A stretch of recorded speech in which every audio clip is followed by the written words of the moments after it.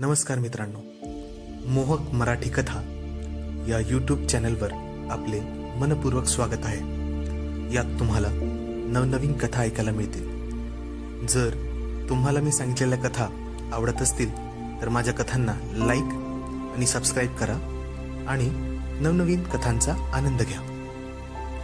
नमस्कार मित्रांनो, आज मी तुमच्यासाठी नवीन गोष्ट घेऊन आलो आहे। ही एका ड्रायव्हरची गोष्ट आहे। त्याचे नाव कुमार। काही वर्षापूर्वी कुमार पुण्यात पाषाण रोडवर एका शेटजीकडे ड्रायव्हर म्हणून कामाला होता। त्याचे वय 40 वर्षे होते। तो आर्मीमधून रिटायर झाला होता आणि नंतर त्यांच्याकडे कामाला लागला होता। शेटजींचा कापडाचा खूप मोठा व्यवसाय होता। त्यांना एकुलता एक मुलगा होता, त्याचे नाव सौरभ। घरी तिघेच जण होते, शेटजी, त्यांची बायको आणि सौरभ। कुमारला त्यांच्याकडे काम करून जवळपास 5 वर्षे झाली होती आणि तिथेच त्यांच्या घराच्या सर्वंट रूम मध्ये तो राहायचा। घरात अजून 2 नौकर माणसे होती, शंकर आणि लक्ष्मण। त्या पूर्ण परिवाराचा स्वभाव खूप चांगला होता। ते घरातील सदस्याप्रमाणेच त्या नौकरांना सुद्धा वागवत असत। मागच्याच वर्षी सौरभचे मोठ्या थाटामाटात लग्न झाले। अतिशय सुंदर अशी सून शेटजींनी निवडली होती। 7 दिवस लग्न चालले। त्यांना सुद्धा नवीन कपडे वगैरे मिळाले होते। नवीन सुनेचे नाव माया होते। माया खरोखरच नावाप्रमाणे मायाळू होती। नौकर लोकांशी सुद्धा अगदी मानापानाने बोलायची। मायाचे वय 25 वर्ष होते। 5.5 फूट उंच, गोरी तुकतुकीत कांती, अगदी मानेच्या नसा दिसतील एवढी ती गोरी होती। तिचे काळेभोर केस राहू तिच्या डोळ्यांवर यायचे, मग ती अलगट बोटांनी त्यांना बाजूला करायची। भरलेले तरी लठ्ठ नसलेले शरीर, तिने साडी घातल्यावर अगदी मादक दिसायचे। तिचे भरलेले रसाळ उभार आणि सुरईसारख्या कमरेखाली तिचे डेरेदार नितंब कुणाचीही नजर खिळून ठेवत। सुरुवातीला मनात काही वाटत असले तरी कुमार तिच्याबद्दल असा तसा विचार करत नव्हता। पण काही दिवसांनी असे व्हायला लागले की ठरून सुद्धा त्याची नजर तिच्याकडेच जायची, कारण तिची हालचाल, बॉडी लँग्वेज काही वेगळंच खुणावत होती असे कुमारला वाटायचं। तिच्या लग्नाला आता 1 वर्ष झाले होते। सौरभ आणि मायाचा जोडा अगदी लाखात एक होता। सौरभचे पूर्ण लक्ष त्याच्या व्यवसायाकडे होते। सकाळी 9 वाजतापासून ते रात्री 10 वाजेपर्यंत जो दुकान ते गोडाऊन ते दुकान असाच करायचा। सुरुवातीचे काही दिवस तो दुपारी जेवायला घरी यायचा, पण नंतर कुमारच त्याचा डबा मायाकडून घेऊन त्याला दुकानात किंवा गोडाऊनमध्ये नेऊन द्यायचा। डबा नेताना जेव्हाही कुमार तिच्याकडे पाहायचा, तिच्या चेहऱ्यावर वेगळीच उदासी दिसायची। तिला मनापासून वाटायचं की सौरभ घरी जेवायला यावा। शेटजी आणि सौरभ दुकानात गेल्यावर बाईसाहेब आणि सुनबाई हे दोघेच घरी असायचे। बऱ्याचदा माया गार्डनमध्ये झाडांना पाणी देणे आणि इतर गार्डनिंगचे कामं मायासोबत करत राहायची। तेवढाच तिला टाइमपास व्हायचा। बऱ्याचदा ती गार्डनमध्ये काम करत असताना ती अचानक वाकली, तिच्या ब्लाउज मधून तिचे अधर दिसायला लागायचे। त्याला पाहून कुमारचे काळीजच थक्क होई। तिला कुमार 1-2दा तिच्याकडे असे बघताना दिसला होता, पण त्यावर तिने दुर्लक्ष केले असे त्याला वाटत होते। बाईसाहेब तिला सोबत मंदिरात, मैत्रिणींकडे किंवा सत्संगाला कुठेतरी घेऊन जायच्या। ती सोबत नेहमीच जायची, पण तिथे काही तिचे मन लागायचे नाही, कारण सगळेच तिच्यापेक्षा वयाने मोठे होते। कुमारला ते कळायचे, कारण कुमारच त्यांना घेऊन जात असायचं। ती जेव्हा गाडीत बसायची, कुमार आरशातून जसे जमेल तसे तिला पाहत राहायचं। जेव्हा जेव्हा तिचे लक्ष त्याच्याकडे जायचे, तो पटकन डोळे वळवायचा। सर्व काही असून सुद्धा नेहमी कशाच्या ना कशाच्या शोधात ती वाटायची। कदाचित सौरभला तिच्यासाठी वेळ नव्हता आणि तिला त्याच्यासोबतच वेळ घालवायचा होता। हळूहळू ती पण त्याला कंटाळली होती आणि त्याच्याकडून खूप अपेक्षा न ठेवता स्वतःचा वेळ खरेदी, गार्डनिंग, स्वयंपाक इतर कामात घालवत होती। शेटजी आणि बाईसाहेबही सौरभला नेहमी रागवायचे की तो मायाला वेळ देत नाही, पण त्याचा काहीच फायदा होत नव्हता। त्यामुळे शेटजीच मायाचे मन राखायसाठी तिला नवीन गोष्टी करायला सांगायचे। एक दिवस असेच दुपारी शेटजी, बाईसाहेब आणि माया डायनिंग टेबलवर जेवण करत होते। सौरभ नेहमीप्रमाणे नव्हताच। अचानक शेटजींनी कुमारला बोलावून घेतले आणि म्हणाले की कुमार, मी खूप दिवसापासून विचार करतच होतो की माया तशी दिवसभर काहीच करत नाही। तिचा टाइमपास व्हावा आणि तिचं मन रमावं म्हणून तिने ड्रायव्हिंग शिकावं असं मला वाटते। तर तू तिला उद्यापासून ड्रायव्हिंग शिकव। त्याच्या बोलण्यामुळे कुमार गोंधळलाच। ते परत बोलले, अरे कुमार, मित्र काहीतरी सांगतोय। तो हडबडीनेच त्यांना हो बोलला। त्याची एक नजर मायाकडे गेली। ती त्याच्याकडे पाहून स्माइल देत होती। मग शेटजींनी मायाला विचारले, हो ना, शिकायचे ना ड्रायव्हिंग? मग तिने हसतच मान हलून हो म्हटले आणि उद्यापासून ड्रायव्हिंग शिकायचे ठरले। हे सगळं संभाषण संपल्यावर शेटजींनी त्याला सांगितले की आज 5 वाजता सौरभ आणि माया यांना घेऊन त्याला एका ठिकाणी जायचंय। तो हो बोलला आणि निघून गेला। बरोबर 5 वाजता कुमार हजर झाला। सौरभ बाहेर आला आणि गाडीत बसला। तो मायाची वाट पाहत दरवाजा उघडून बाहेरच उभा होता। ती लवकरच गाडी जवळ आली। कुमार मान खाली घालून तिथेच उभा होता. ती आपला पदर सावरत गाडीत बसायला लागली. आज थोड्या पारदर्शक साडीत ती कमालीची सुंदर दिसत होती. मान खाली घालून सुद्धा तो चोरून तिच्याकडे पाहण्यापासून स्वतःला रोखू शकला नाही आणि पटकन दरवाजा बंद करून ड्रायव्हिंग सीटवर आला. गाडी सुरू झाली, रस्त्याला लागली. दोघेही गाडीच्या बाहेर पाहत होते आणि आपापसात बोलत होते. तेव्हा त्याला कळले की दोघांना कुठेतरी पार्टीला जायचंय. माया कधी गाडीत तर कधी गाडीच्या बाहेर पाहत होती. आज ती खूप दिवसांतर कुठेतरी बाहेर जायला निघाली होती. अचानक तिची नजर समोरच्या बॅकव्ह्यू मिररवर पडली तर कुमार तिला तिच्याकडे पाहताना दिसला. ती एकदम सरप्राईज झाली. पहिले तिला वाटले की हा तिचा भ्रम आहे, पण नंतर काही वेळाने तिच्या लक्षात आलं की खरंच तो तिला पाहतोय आणि सौरभची नजर चुकवून ती पण त्याच्या हालचालीचे निरीक्षण करत होती. आज कुमारच्या डोळ्यात तिला वेगळीच वासना दिसत होती आणि कधी नव्हे ते तिच्या मनात सुद्धा वेगळी शिरशिरी उठली होती. जेव्हा जेव्हा गाडी सिग्नलवर थांबायची तो एक नजर तिच्याकडे टाकतच होता.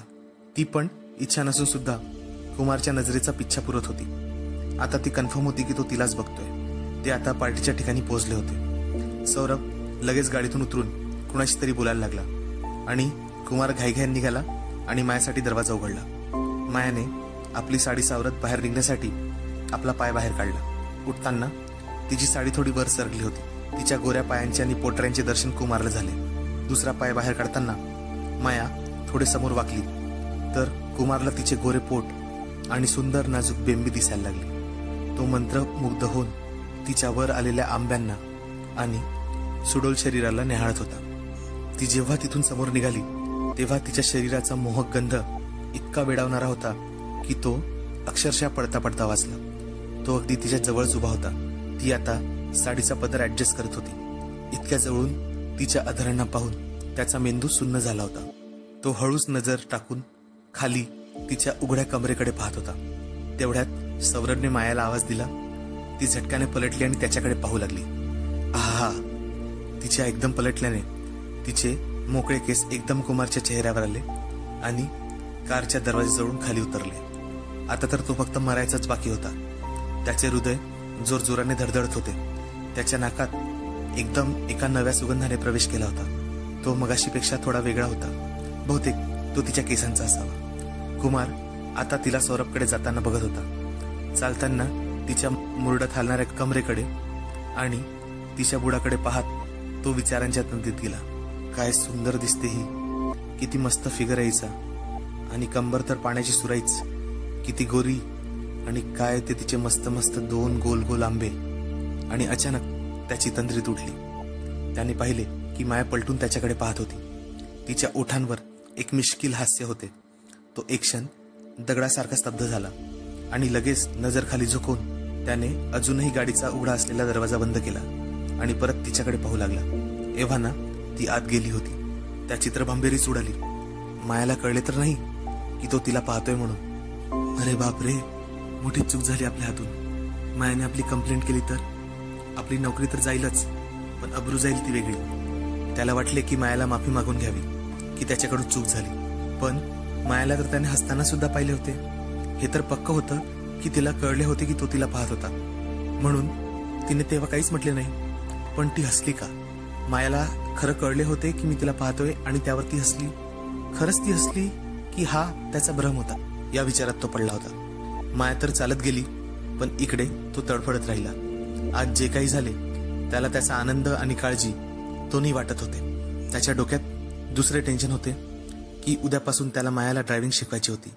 जर ती आज सारखेच कपडे घालून आली तर त्याची काय होईल आणि तो न तिला पाहण्यासाठी स्वतःला कसा कंट्रोल करू शकेल. ड्रायव्हिंग शिकवताना तर ती त्याच्या आणखीनच जवळ बसली राहील. तिचा मिळणारा गंध आणि तिचा होऊ घातलेला स्पर्श याचाच विचार तो गाडीत बसल्या बसल्या करू लागला. जर त्याला न राहून त्याच्या हातून काही चूक घडली तर. तेवढ्यात अचानक गाडीवर ठक ठक ठक ठक झाली. सौरभ बाहेर आल्याचा त्याला दिसला. ते दोघेही पार्टी संपून परत आले होते. माया पण बाजूलाच आपल्या मैत्रिणींसोबत बोलत उभी होती. ती पलटली तर कुमार पुन्हा आदर्शासारखं तिचे यौवन निहाळत होता. त्याने पटापट दरवाजे उघडले. मायाने एक नजर पुन्हा कुमारकडे पाहिले. दोघेही गाडीत बसले आणि घरी पोहोचले. पूर्ण रस्ताभर कुमारच्या डोक्यात विचारचक्र सुरूच होते. गाडी घरच्या पार्किंगमध्ये आली. त्याने दरवाजे उघडले आणि ते दोघेही बाहेर पडले. घरात जाताना तिने कुमारकडे पाहिले आणि अगदी नाजूकपणे हसत हसत त्याला म्हणाली, कुमार, उद्यापासून गाडी शिकायची ठरले आहे ना? तुम्ही उद्या संध्याकाळी वेळेत पोहोचून जा. ठीक आहे बाईसाहेब, एवढेच काय तो बोलू शकला. त्याचा आवाज अडखळत निघाला होता. त्याचा गळा सुकला होता. तिने आपले केस परत सावरले. कुमार सगळं विसरून तिच्या ब्लाऊजमध्ये फसलेली तिची गोलाई आणि खाली तिचे चिकने पोट, तिच्या विस्मयकारी अलौकिक सौंदर्याचा विचार करत करत तो तिला दरवाजातून आत जाताना पाहत होता. दरवाजातून ती आत गेल्यावर तो आपल्याच गाड्यातल्या गाड्यात हसला. तेव्हा त्याने पाहिले घरातला नौकर शंकर त्याला रोखून पाहत होता. त्याला पाहून कुमार जागेवरून उडालाच. त्याने पटकन गाडी लॉक केली आणि तो मागे सर्वंट रूम मध्ये चालला गेला. इकडे मात्र रात्री झोपेत सारखे मायाचेच विचार त्याच्या डोक्यात फिरत होते. त्याला काही केल्या झोप लागत नव्हती. तिची मादक गोलाई, तिचे बोड, तिची कंबर, तिची बेंबी, तिचे केस आणि सर्वात जास्त तिच्या शरीराचा उन्मत्त करणारा सुगंध. आता या सगळ्यांची कल्पना करून उत्तेजनेने त्याच्या पॅन्टमध्ये हालचाल सुरू व्हायला लागली होती आणि त्याचा बाबूराव कडक झाला होता. शेवटी त्याने मायाला आठवून स्वतःच्या हाताने हलवून घेतले आणि स्वतःला थंड करून घेतले. मगच त्याला झोप लागली. इकडे सकाळी माया उठून आपल्या दैनंदिन कामाला लागली. काल थोडाफार का असेना पण सौरभने तिच्यासोबत वेळ घालवला होता. त्याचाच विचार करून तिचा मूड आज चांगला होता. तो आंघोळ करून आल्यावर तिने त्याला मिठीत घेतले आणि म्हणाली, आज मी तुझ्या आवडीची पनीरची भाजी बनवणार आहे. तू जेवायला ये ना? सौरभ म्हणाला, अगं नाही जमणार, खूप काम आहे. चल सोड, जाऊ दे मला, आता खूप वेळ होतोय. असे म्हणून तो खाली नाश्त्याला निघून गेला. खट्टू मनाने ती त्याच्यासोबत आली आणि पटापट नाश्ता दिला आणि तो निघून गेला. ती हताश होती. तिने काही पनीरची भाजी बनवली नाही. शंकरला स्वयंपाक बनवायला लावला. नेहमीप्रमाणे दुपारी टेबलवर तिने सासू सासऱ्यांसोबत जेवण केले आणि आपल्या रूममध्ये झोपायला चालली गेली. तिला काही झोप येत नव्हती. सारखा सारखा तिच्या एकटेपणाचा विचार तिच्या डोक्यात फिरत होता. सौरभ पहिलेसारखा प्रेमाने वागत नव्हता. लग्नानंतर सुरुवातीचे काही दिवस अगदी छान गेले. सौरभ बरोबर वेळ द्यायचा. तिला फिरायला घेऊन जायचा. तिला कुशीत घेऊन रात्रभर गप्पा मारायचा. दिवस रात्र जेव्हा चान्स मिळेल तेव्हा ते शारीरिक सुखाचा आनंद घेत होते. कित्येक दिवस तर दिवसभर संपूर्णपणे उघडे बेडवर एकमेकांवर लोळत राहायचे. पण आता तसं काही व्हायचं नाही. कधीतरी महिन्यातून 1-2 वेळा सौरभची इच्छा झाली तेव्हाच ते संभोग करायचे. त्याला तिच्यासोबत बोलायला वेळही नसायचा आणि त्यामुळे अतृप्त माया त्या सुखासाठी उपाशी तडफत राहायची. कित्येकदा स्वतःच्या हातानेच ती स्वतःला खुश करायची. एवढ्या सगळ्या विचारात अचानक तिला कालच्या गोष्टी आठवू लागल्या. काल कुमारचे तिच्यासाठी दरवाजा उघडणे, उतरताना तिच्या साडीचे वर जाणे, त्यानंतर कुमारच्या अगदी जवळ उभे असणे. काल जेव्हा जेव्हा ती पलटून पाहत होती तिचे केस कुमारच्या चेहऱ्यावर आल्यानंतर त्याच्या तोंडून निघालेला आहाचा आवाज तिने ऐकला होता. ती विचारात पडली, कुमार खरंच मला चोरून पाहत होता का आणि माझ्या जवळजवळ येण्याचा प्रयत्न करत होता का? खरंच मी पुरुषांना एवढी आकर्षक वाटते का? जर वाटते तर सौरभ मला का वेळ देत नाही? तिच्या मनात परत दुसरा विचार आला की कुमारची अशी चोरून बघणे तिला माहिती नाही पण का आवडले होते, त्यामुळे ती खुश होती. कुमारने तिला हसताना पाहिले असेल का? या विचाराने तिच्या अंगात वेगळी शिरशिरी उठली जी तिने यापूर्वी कधीच अनुभवली नव्हती. तेही एका परपुरुषाच्या पाहण्याने. या आपल्या विचारावर ती कंट्रोल करत होती आणि हा विचार करता करता तिला कधी झोप लागली हे कळलेच नाही. सायंकाळी इंटरकॉमवर फोन आल्यावर तिला जाग आली. हडबडीने उठत तिने फोन उचलला. तिकडून तिची सासू म्हणाली, चहा घ्यायला ये, उशीर झालाय बराच. ती खाली उतरली आणि टेबलवर दोघे चहा घेत बसल्या होत्या. तेव्हा सासूने विचारले, झाली तयारी? मायाला कळलेच नाही कारण ती अजूनही झोपेत होती. ती प्रश्नार्थक मुद्रेने हो म्हणाली. अरे जायचंय ना कुमार सोबत, येईलच तो थोड्या वेळात गाडी घेऊन. त्यावर माया बोलली, हो हो होते लगेच तयार. कुमारचे नाव ऐकल्यावर तिच्या अंगात आता वेगळीच उथळपुथळ व्हायला लागली. तिला त्याची कालची नजरच वारंवार डोळ्यासमोर येत होती.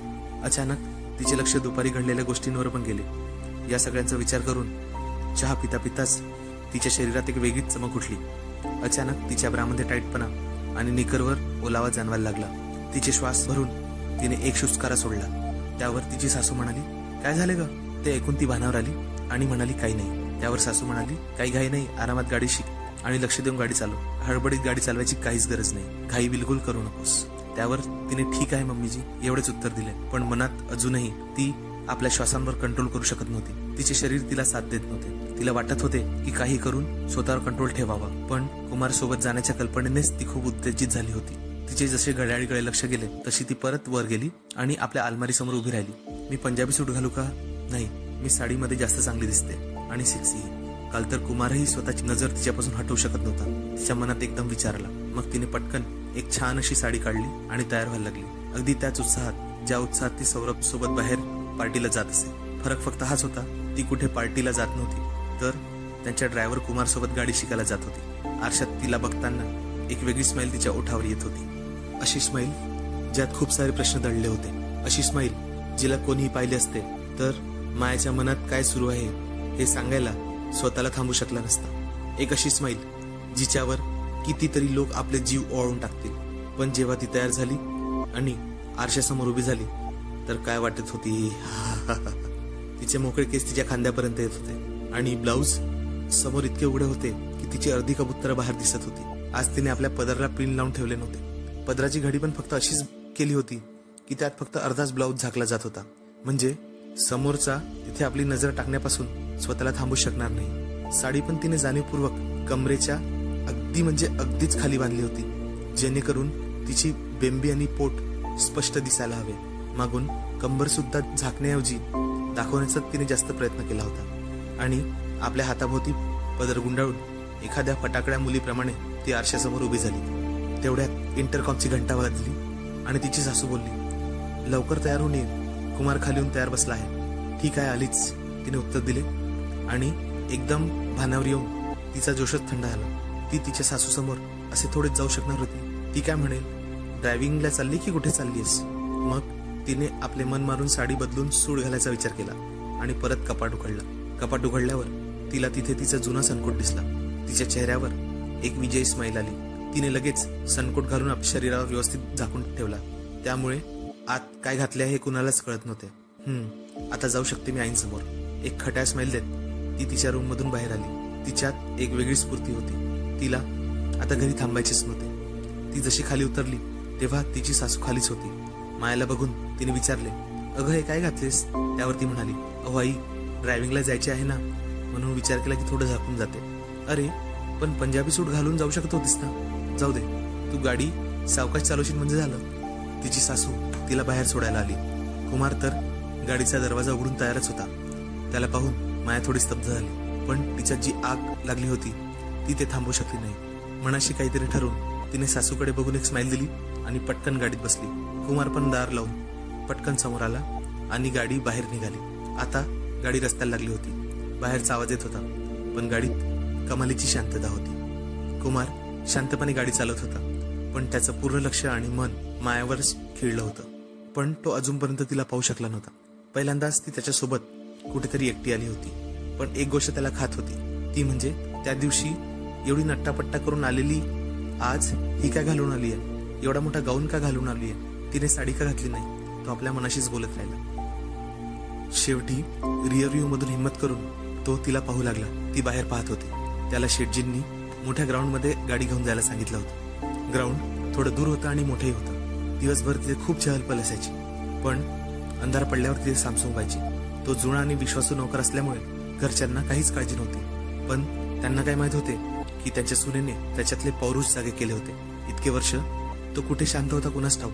फक्त हो मालक आणि हो बाई साहेब शिवाय त्याला एवढे दिवस काही सुचत नव्हते. पण कालच्या घटनेनंतर तो एकदमच बदलला होता. जेव्हाही तो खाली वेळेस बसत होता तेव्हा त्याच्यासमोर मायाचा चेहरा येत होता. तिच्या चेहऱ्याचा भोळेपणा आणि तिचे हास्य तो वाटून पण विसरू शकत नव्हता.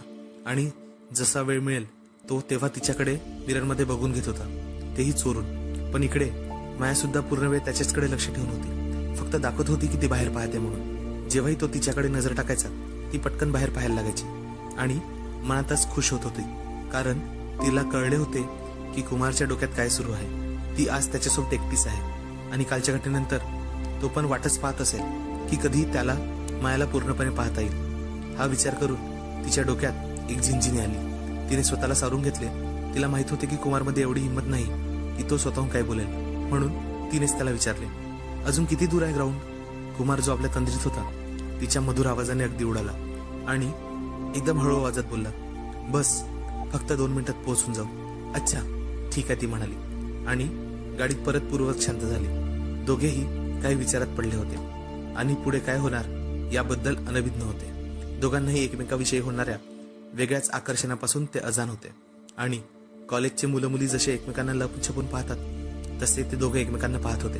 मागे बसलेली माया थोडी सांभाळूनच बसली होती आणि बाहेर बघण्याऐवजी तिचे सर्व लक्ष कुमारकडेच होते. तिला आता असं जाणवत होतं की कुमार थोडा घाबरला आहे, थोडा संकोच करताय, जे तिला नको होतं. तिला वाटत होतं की कुमारने तिला अधिकाधिक पाहावे. त्या नजरेत जी भूक तिने त्या दिवशी पाहिली होती ती ते आजही विसरू शकली नव्हती. आपल्या सौंदर्याने ती एखाद्याला किती घायाळ करू शकते आणि किती लाचार करू शकते ते तिला पाहायचे होते. तिला त्याची एक दुसरी नजरही पाहायची होती, ज्यात एक भूक होती, एक अतृप्तता होती आणि वासनेची आग होती. तिला माहित होते की तिलाच काहीतरी करावे लागेल. म्हणून आता तिने एक आक्रमक पवित्रा घेतला आणि थोडी समोर झाली आणि आपल्या सनकोटचे बटन्स हळूहळू काढू लागली आणि हळूहळू तिचा सनकोट अंगातून बाहेर काढायला लागली. कुमारचे लक्ष गाडी चालवणार होते, पण एक नजर मागच्या हालचालींवर होती. त्याने पाहिले की कोशातून एक सुंदर फुलपाखरू बाहेर निघत होते. काय सीन होता. तिचा कोट बाहेर निघाल्यावर तिचे यौवन त्याच्या समोर होतेच. तिचा पदर खाली सरकला होता.